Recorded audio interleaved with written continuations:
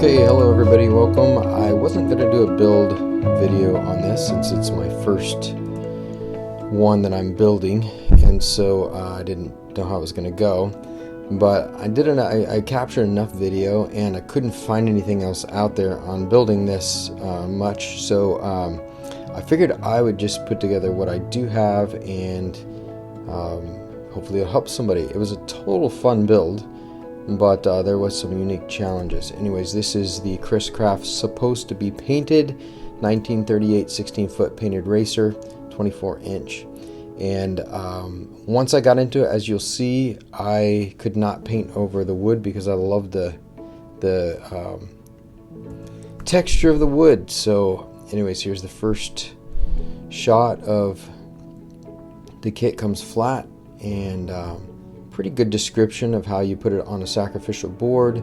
Make sure you put that wax paper down, and then you start gluing in the ribs. A few more ribs glued up here, and the ribs are all CNC cut, so that's nice. Gives you good placement of all the balsa that you're going to have to cut individually yourself. Lots of clamps are really important, and especially to those pieces that you bend a lot. So I bought a lot of clamps. And then you start planking. Planking was fun. The front, I probably would have gone longwise, not this vertical, if I had to do it over again. And so here is some of the top put on, and then the planking on the bottom. I was able to get things pretty close, but as you can see, there's some gaps, which I guess is pretty normal, I've heard, especially for new builders. And then you're going to fill those in later with Bondo and then resin. So here it is, a little more finished. I loved this sloped back style, and this is probably where I started loving the look of the wood and decided that I don't think I'm going to paint this. And so here's another shot of a little more decking done, and the side planking done. I shot this mainly for reels, so I'm sorry it's vertical. You could probably figure it out on your phone how to zoom in on that. I'll have some horizontal coming up. It shows you better views. So here's the top pieces planked in. Now that's plywood, not balsa planking, so I decided to plank over that plywood. So obviously I had a little rise there. You'll see what I did for that. So this was made for painting, obviously, so that plywood does not match the planking. So I had extra balsa, so I just planked right over that front piece of plywood, and then I put a horizontal strip across there just to match it up, which you'll see. Had a little leather, so put a leather floor in both, and this shows the two top insert pieces that you build in there, and they go in pretty easily and come out pretty easily. I did a fastening system at the end so they don't come out while you're driving it on the lake. My maiden voyage was fairly windy, so it was pretty choppy, and it did just fine. So here's a little more of a close-up of the planking. I had some wood filler in here by this time. I was trying to figure out what I was going to do with that now that I was staining it. And as you'll see, I should have used dark filler. If I'd have known I was staining it, I'd have used dark filler, not light. And you can definitely see that underneath the stain. Okay, so here's where I planked the front. So you see I put that strip across because I had planking on the front, which gave it another layer. But so anyways, just couldn't paint it. I might do another one and paint it in the future because I do like those colors. But so this is a little more planking. And by the way, my wife is very understanding. We have a creative area in our living room with a long workbench, and she lets me make a mess in there. We all do, actually. The kids do too. So here's my first coat of stain. The ones I saw online were all pretty reddish, so I got a reddish stain. Now you're going to start to see where those, and this is the back of it where I'm going to put the words. You can see where the wood filler is starting to come through because I used light instead of dark. This is the first coat of poly on it. I decided not to fiberglass it because, and I bought all the stuff, but I was afraid I would mess it up, and I had so many hours into it, I just didn't want to mess it up. So I decided to do a lot of coats of poly. Decided for my own seat colors, just spray paint, tape those off. And here's probably the second or third coat of poly on it. Just doing a light sand in between. And I resined the inside. Decided to make a case for it so I could put everything in one case, and plus I just like making stuff. So made a box and then just cut the lid off of it. Made a closed box, cut the lid off of it, and just run it through my table saw. So that was pretty simple. All pine, nothing fancy. And then I decided I wanted the entire box to be handmade, so I'm going to make leather hinges for it and a leather opener. So here's more coats of poly. I think 6, 7, 8 coats of poly probably is what I have on it to get that shine and to fill all the holes. So my wife's nickname growing up when she was a girl was Sam, so I named it Sam after her. And so this is just my paper cut out, and then I ordered one, I'll show you in a bit, online that was vinyl. Decided to make the handles out of leather for the case. So hand sewed, hand cut, and then hand sewed all of those. And I do leather work on the side. It's actually super easy to do. If you're intimidated by it, don't be. I've learned everything on YouTube. I make all kinds of things now. So here's my first stain on the case.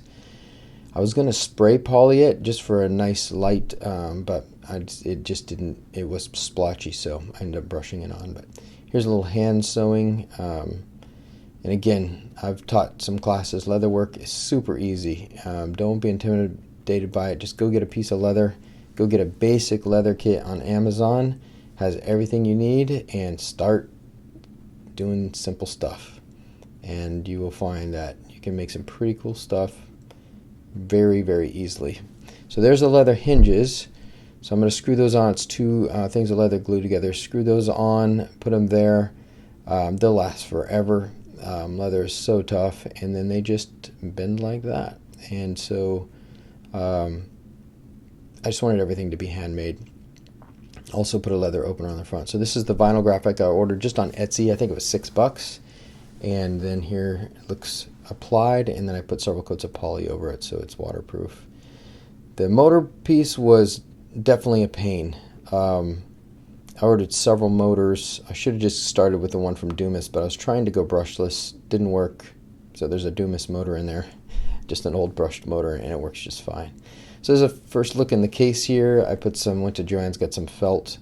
It's actually wool felt mix, and put it in there. And then I actually cut out, as you'll see in a second, I cut out the word Sam out of leather and put it in the lid there. But this is how it fits in the case. And yeah, I like the fact that I have a homemade case to go with the homemade boat. They have rubber around the sides of that cockpit. I did not like that, so I put leather around the sides of it. But so here's what it looks like with the inserts glued in, and then this is the leather Sam that I made. And just, yeah, traced it, or printed on paper, traced it out, and then cut it with a utility knife, no big deal. And then just glued it on. My little American flag, I just printed one on the printer because theirs was kind of weird. So, and then this is my first float test, which did not go well. A few leaks in the bathtub. So I had to put a few more coats of poly in some areas that I thought might be a challenge, and they were. So I just coated the poly on there. And so this is kind of my first test in the box, and figuring everything out there. And the Dumas motor system does work fine. I mean, you can't go very fast, So here you can see my splotchy, this is where that filler was. I decided not to worry about it and just own it, be proud of it, and I am. So I decided I'd do a close-up. I wasn't going to share this clip because you can see how bad it looks, but decided to do a close-up and just show you all of the, yeah, it's not perfect, which is what I like about handmade. But it is something that I built and I'm proud of. So there's a slow view of it where you can see all that. And then a view of the back here and everything kind of installed. Here's the motor set up, and you can pause all this and see how I put some leather in the floor back there, but it goes forever on that battery, that LiPo that I have in there. But just a brush motor, and you really can't even push it fast. I mean, it goes fast enough because it starts splashing, so it goes fast enough just to barely giving it any gas at all. I haven't even tried it full out because it was kicking some pretty good water. So there's some shots of the case close up, the boat close up, and we're getting ready for the maiden voyage on a windy day. Here it is in my car, and I decided just to go for it. And so it was pretty windy out, but threw it in the water and it floated just fine. And the rudder, everything worked just fine. It steered, it turns on a dime, and yeah, I'll just let you watch it.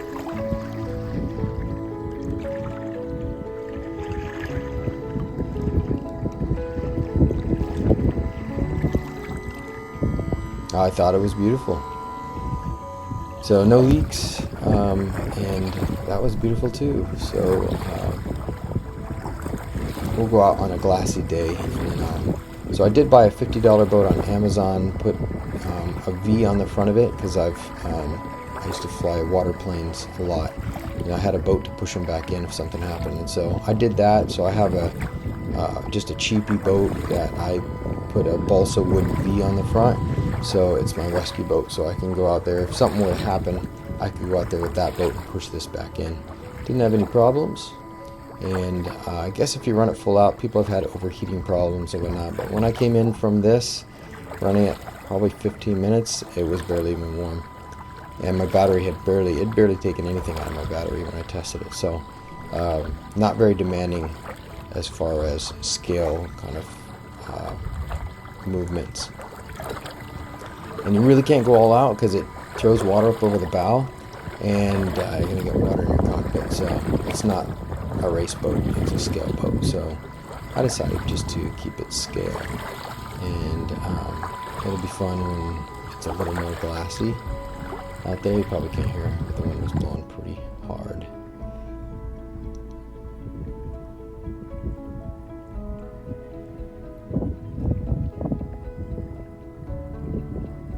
But good turns. I didn't know how that rudder would do.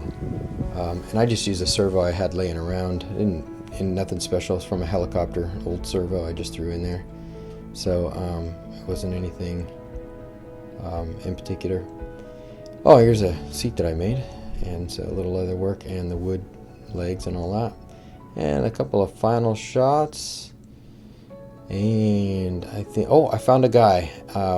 I'll maybe put a link down in the description, but I found a guy that kind of fit, an old guy, looks about right for the boat.